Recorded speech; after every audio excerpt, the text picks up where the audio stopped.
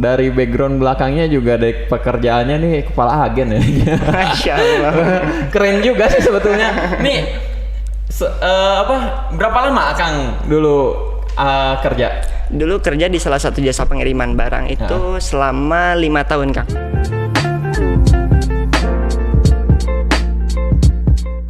Assalamualaikum warahmatullahi wabarakatuh. Oke, teman-teman semua, gimana kabarnya? Semoga tetap dalam keadaan sehat walafiat ya, teman-teman semua di rumah. Oke, kali ini nih saya sebagai mahasiswa Rubin, dan kali ini juga kita bakal ngadain program baru nih yang namanya Ormas. Apa itu Ormas? Kepo kan teman-teman? Ormas itu adalah obrolan mahasiswa. Jadi nanti kita seminggu sekali bakal nemenin teman-teman nih. Nah, dan di dalam acara ini tentunya pasti inspiratif sih buat teman-teman. Nah, tentunya balik lagi ketemu lagi sama saya ya, Cecep Gunawan. Dan sekarang juga di depan saya nih udah kedatangan narasumber yang gak kalah inspiratif dan hebat juga nih teman-teman. Masya Allah nih, di sini udah kehadiran Kang Ajis ya. Iya, betul. Assalamualaikum Kang Ajis. Waalaikumsalam warahmatullahi wabarakatuh, Kang Icep. Gimana kabarnya, Kang? Alhamdulillah baik. Gimana Kang? Kabarnya Kang? Alhamdulillah sehat juga, sehat walafiat. Alhamdulillah. Nih Kang Ajis ini salah satu mahasiswa dari Rubin ya Kang ya? Iya, betul. Boleh tahu dari Rubin mana nih Kang? Saya dari Rubin Umar bin Khattab, Kang. Oh aduh. Iya. Kalau di sana ada berapa orang di Rubin Umar? Di Rubin Umar bin Khattab itu ada 11 orang sama saya ya. 11 orang. 11 orang. Lumayan juga ya, banyak ya. Lumayan. Jadi kalau kamar-kamarnya cukup nggak? Alhamdulillah sih, satu kamar diisi 2 orang. Ya, ideal lah. Oke. Ideal. Sebelum kita lanjut ngobrol, gini Kang. Kenapa sih Akang tuh bisa akhirnya mengenal Rubin itu kenapa? Pertama kali mengenal Rubin itu pastinya karena bantuan dari sosial media ya. Karena kan kita tahu sosial media zaman sekarang tuh masif banget kan. Anak muda lagi kan. Ya pasti punya hampir semua media sosial. Iya. Nah, mulai dari Instagram, terus ada temen juga ada yang rekomendasiin ke Rubin karena katanya di Rubin itu memang banyak program yang memang bisa bikin kita lebih growth, lebih berkembang lagi. Nah, yang menarik buat Akang apa tuh? Kenapa? Kalau saya juga bener, kalau saya masuk Rubin juga itu menarik emang dari sosial medianya gitu, karena lingkungan dan segala dari sudut pandang Akang nih. Iya. Kenapa pengen masuk Rubin? Apa yang menarik di situ? Kalau buat saya pribadi, karena memang dari awal juga saya memang ingin mendapatkan satu lingkungan yang mendukung untuk saya menjadi pribadi yang lebih baik, menjadi pribadi yang lebih pembelajar tentunya. Nah, dari program-program yang disuguhkan oleh Rubin itu mendukung, sangat-sangat mendukung. Dapat gak semua yang kan Akang berharap dulu nih sebelum masuk Rubin pasti punya harapan dong, pengen kayak gimana kan? Nah, sekarang setelah udah masuk, seenggaknya harapan-harapan yang dulu Akang harapin nih udah mulai dapat belum? Alhamdulillah sih selama 4-5 bulan ini saya ngerasa semua yang menjadi ekspektasi saya sebelum masuk ke Rubin itu alhamdulillah dapat. Pertama, dimulai dari lingkungan yang alhamdulillah lingkungan baik tentunya ya.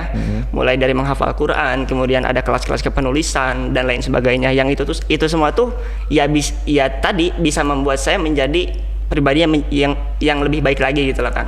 Dan itu intinya alhamdulillah harapan awalnya itu kena lah, dapat. Nah, sekarang gini nih.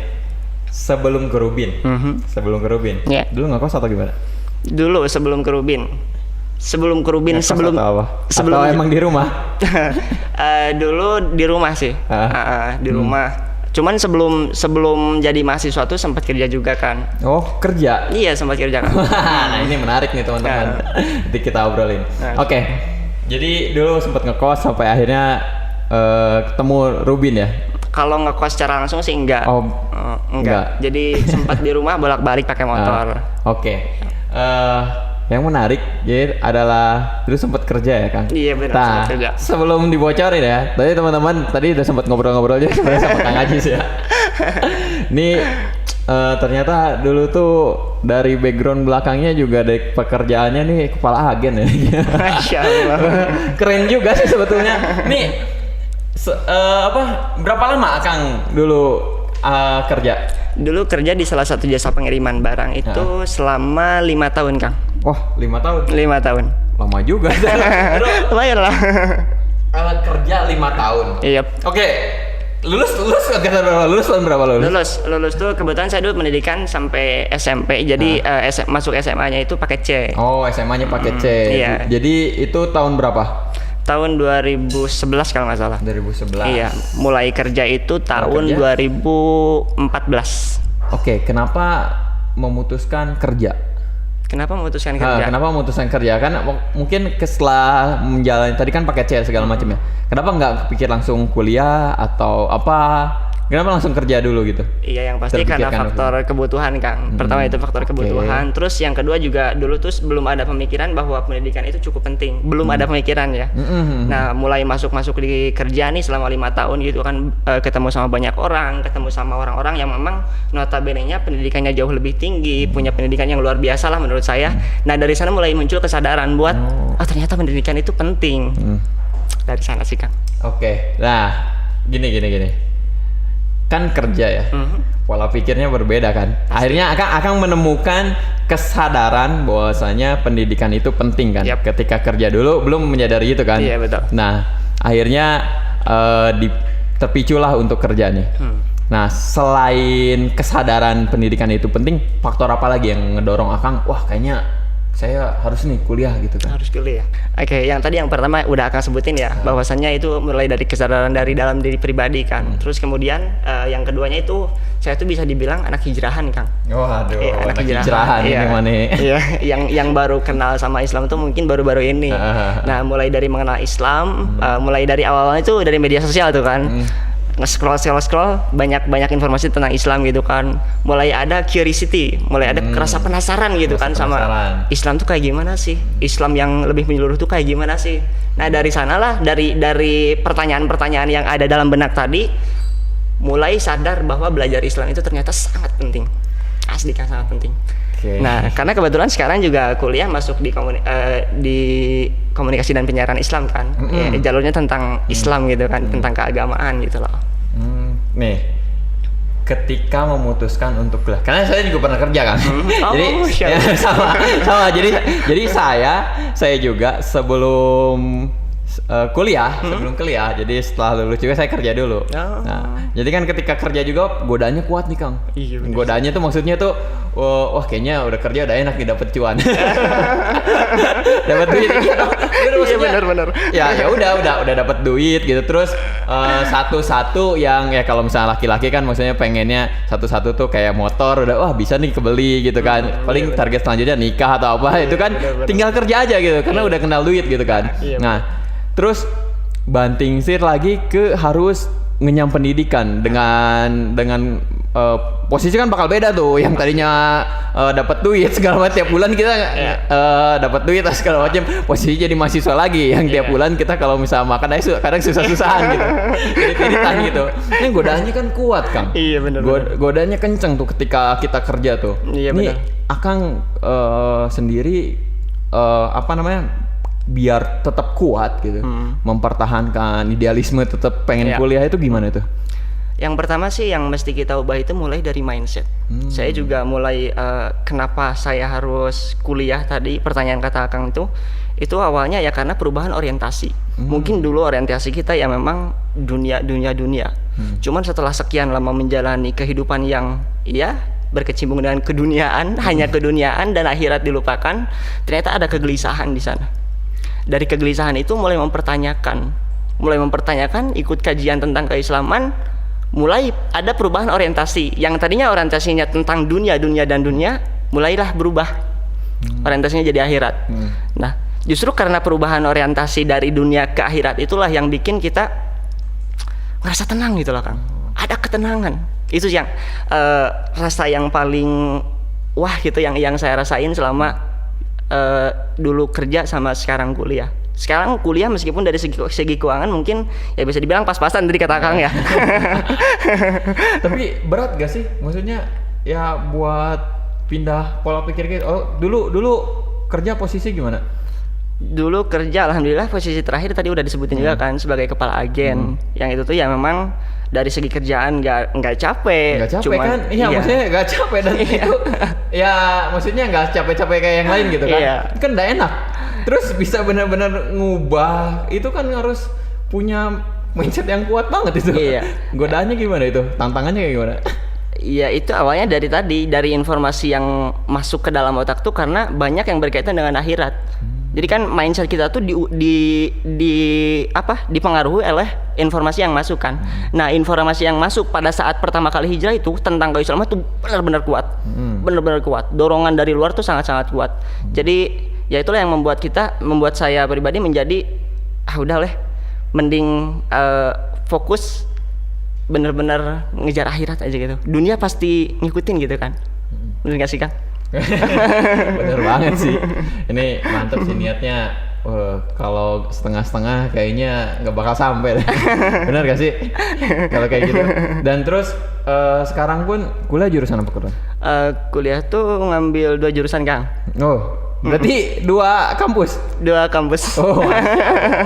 Oh keren teman-teman. Jadi Iya. kuliah 2 kampus coba.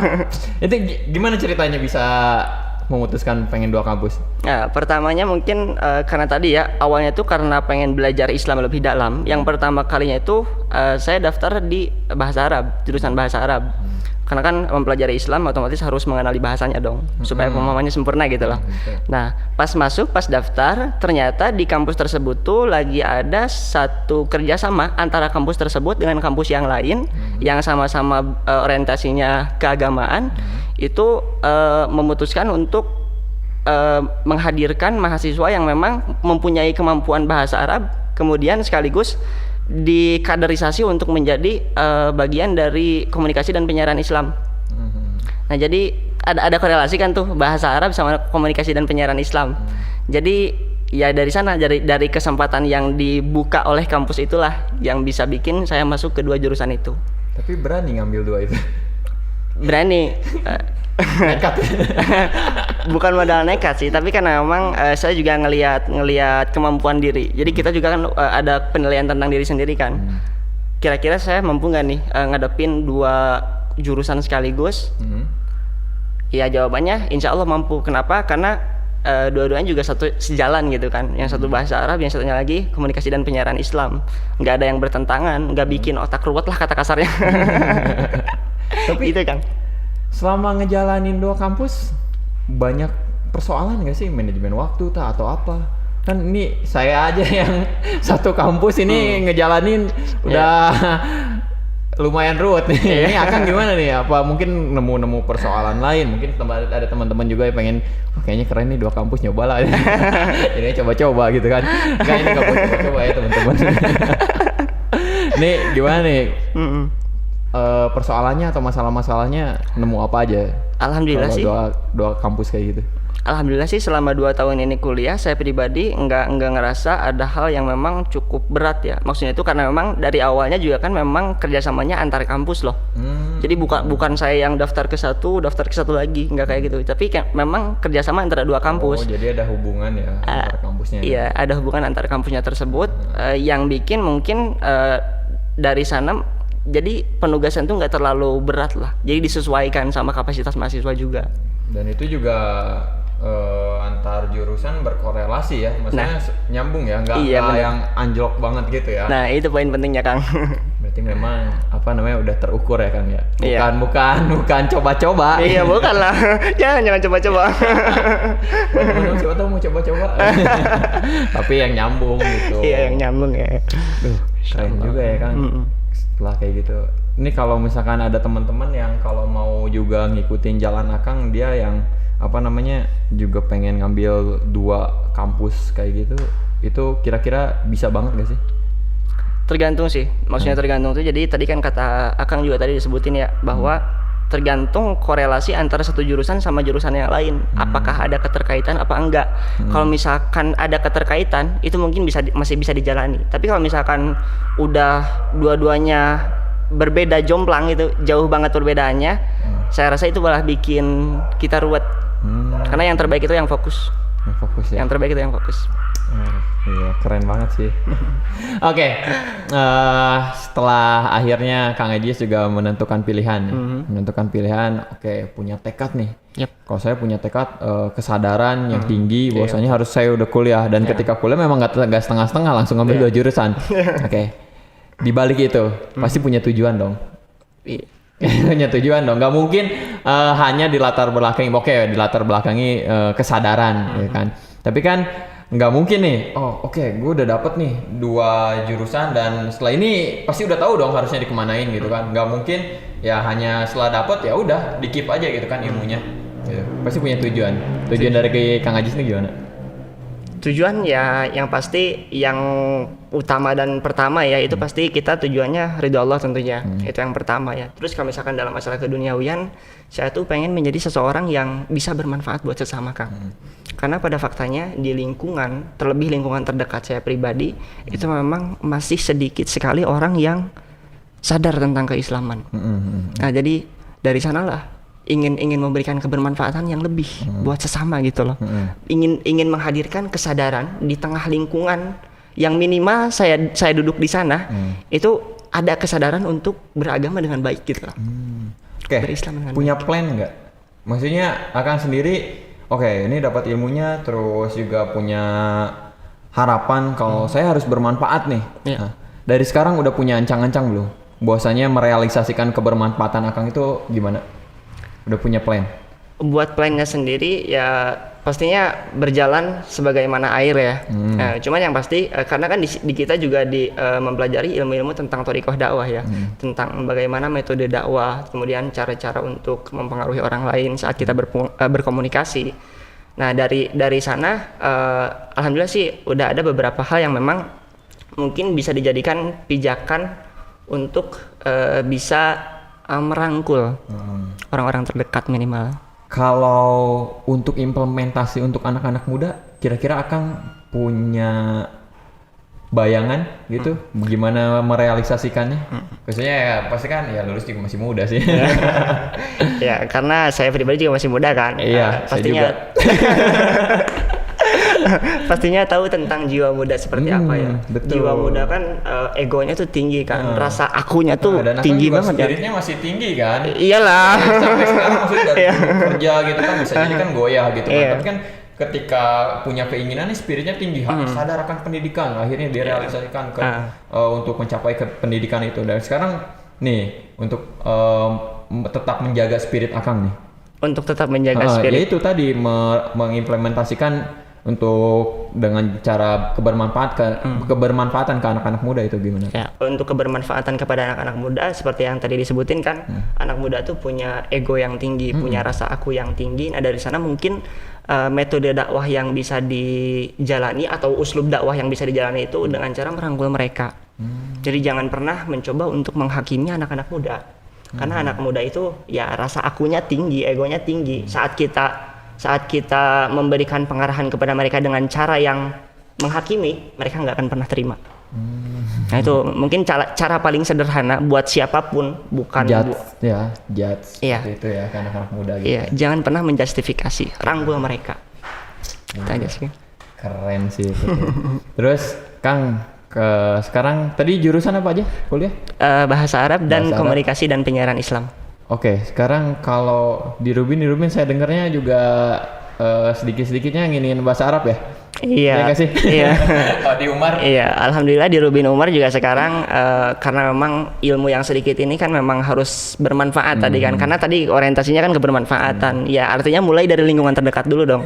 Nah, lingkungan terdekat saat ini yang ada itu ya teman-teman Rubin Umar bin Khattab. Nah, dari sanalah mulai nginisiasiin buat ngejakin teman-teman ayo belajar bahasa Arab bareng-bareng gitu kan. Itu kalau di Rubin Umar ngapain aja itu?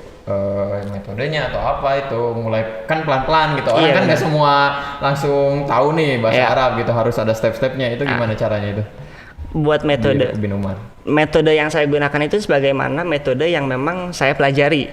Karena kan orang yang nggak punya nggak mungkin bisa memberi dong. Nah, saya tuh memberikan apa yang saya punya. Jadi dulu mendapatkan pengajaran dengan metode takrir, pengulangan, banyak repetisi. Kemudian memberikan kalau mempelajari bahasa kan kita harus tahu objeknya, terus harus tahu itu bahasanya apa. Misalkan meja nih, bahasa Arabnya apa. Jadi kita nyebutin meja nih, misalkan bahasa Arabnya kan maktabun. Maktabun, hadza maktabun. Tunjukin aja, jangan pakai terjemahan. Itu metode yang digunakan. Itu sih. Keren. Terus sekarang apa yang udah Akang rasain selama di Rubin? Selama di Rubin 4 sampai 5 bulan ini alhamdulillah sih luar biasa, banyak banget kemajuan. Maksudnya tuh perkembangan dirinya tuh alhamdulillah luar biasa gitu ya. Mulai dari soft skill kayak mempelajari bahasa, karena teman-teman juga kan ada yang jago bahasa Inggris dan saya bisa belajar dari mereka gitu. Ada yang jurusan teknik, ada yang jurusan manajemen rekayasa, dan alhamdulillah dari teman-teman Rubin UBK ini saya belajar banyak, Kang. Masya Allah, alhamdulillah kebermanfaatan Rubin di tengah mahasiswa itu alhamdulillah sangat-sangat terasa. Insya Allah. Oh, ya. Itu ngedengernya aja udah saya jadi pengen pindah.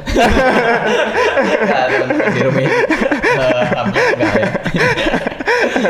Oke, gini Kang, mungkin ada sesuatu yang bisa Akang sampaikan untuk teman-teman yang belum ikut Rubin ya, yang belum ikut Rubin nih. Kalau misalnya teman-teman yang udah ikut Rubin mungkin masih satu frekuensi sama kita gitu. Apa yang tadi Akang sampaikan mereka paham mungkin. Karena secara lingkungan juga sedikitnya mereka juga menerapkan hal-hal itu, hal-hal yang sama di tiap beberapa Rubin nih. Mungkin ada sesuatu yang ingin Akang sampaikan untuk menarik teman-teman nih. Kenapa harus banget ikut program Rubin? Masya Allah. Mungkin lebih ke arah bukan wejangan ya, tapi quotes mungkin, bukan quotes juga sih. Jadi jangan pernah berhenti menjadi manusia yang pembelajar. Perhatikan lingkungan sekitarmu karena dirimu akan terpengaruhi oleh lingkungan sekitarmu. Jaga di lingkungan yang baik. Itu aja sih. Berarti itu ya tadi harus digarisbawahi adalah lingkungan yang baik ya. Iya, betul banget, dan Kang. di Rubin ini menemukan hal itu ya. Alhamdulillah ketemu banget, Masya Allah. Karena kalau dipikir lagi ya, ini sedikit mungkin ya. Kalau misalnya saya juga ketika awal-awal di kampus ya, karena kan metodenya dulu masih offline ya, sekarang mungkin online gitu. Teman-teman bisa dari rumah gitu. Tapi kan ketika nanti juga bakal di offline kan lagi gitu kan, kita ke lingkungan kampus yang baru, bahkan lingkungan yang baru kan, menemukan kos-kosan gitu, seperti itu kan. Ya saya mengalami itu, nemu kos-kosan yang memang kadang ketika pengen menemukan lingkungan yang produktifnya memang sulit sih. Gitu. Iya betul. Ya, sulit banget. Kan itu sulit, dan ketika di kos-kosan juga untuk produktivitas itu sangat sulit sekali. Iya, karena ya anak-anak kosan pasti ngajaknya begadang, ngajak begadang apa segala macam, nongkrong di luar. Pasti itu hal-hal yang bakal sering ditemuin oleh mahasiswa ya. Gitu kebanyakan kan. Memang seperti itu. Mungkin sekarang masih online aja belum terasa. Lihat aja nanti kalau misalnya udah offline tuh udah ajak ngopi-ngopi gitu. Oke, Kang. Ada yang ingin sampaikan lagi? Udah sih tadi yang terakhir tuh. Jadi ya itu titip pesan. Jadilah manusia yang pembelajar, jaga lingkungan di lingkungan yang baik. Masya itu Allah. aja sih. Itu buat teman-teman semua yang kita, teman-teman yang mahasiswa Rubin juga harus tetap semangat ya dan istiqomah ya dalam menjalankan kegiatan-kegiatan kita juga di Rubin. Dan buat teman-teman yang belum masuk ke dalam program Rubin, kepoin dulu mulai dari media sosialnya kita. Nah, ada apa aja sih di Rubin itu? Nah, nanti deh teman-teman setelah mengkepo tentang apa aja yang di Rubin, siapa tahu timbul tuh rasa ketertarikan. Pasti sih timbul, karena saya juga timbul itu pengen banget tuh masuk Rubin gitu kan. Alhamdulillah sekarang udah masuk. Ya teman-teman, makasih buat Kang Ajis di pertemuan kali ini udah sangat menginspirasi ya kayaknya. Banyak banget secara perjalanan Kang Ajis dulu ya sampai akhirnya sekarang menemukan dua kampus. Semoga tetap istiqomah dan sukses ya buat Kang Ajis ya, lancar sampai akhir. Amin. Dua-duanya langsung lulus bareng, tepat waktu. Amin. Makasih banyak Kang Dang. Ya, kan? Amin. Semoga Allah mudah. Oke, mungkin sekian dari kita berdua dan mohon maaf kalau ada salah, dan jangan lupa ya buat teman-teman semua kepoin, follow juga Instagram kita di rubin.id, dan juga jangan lupa ya subscribe nih channel YouTube-nya di Rubin TV. Sekian dari kita. Assalamualaikum warahmatullahi wabarakatuh.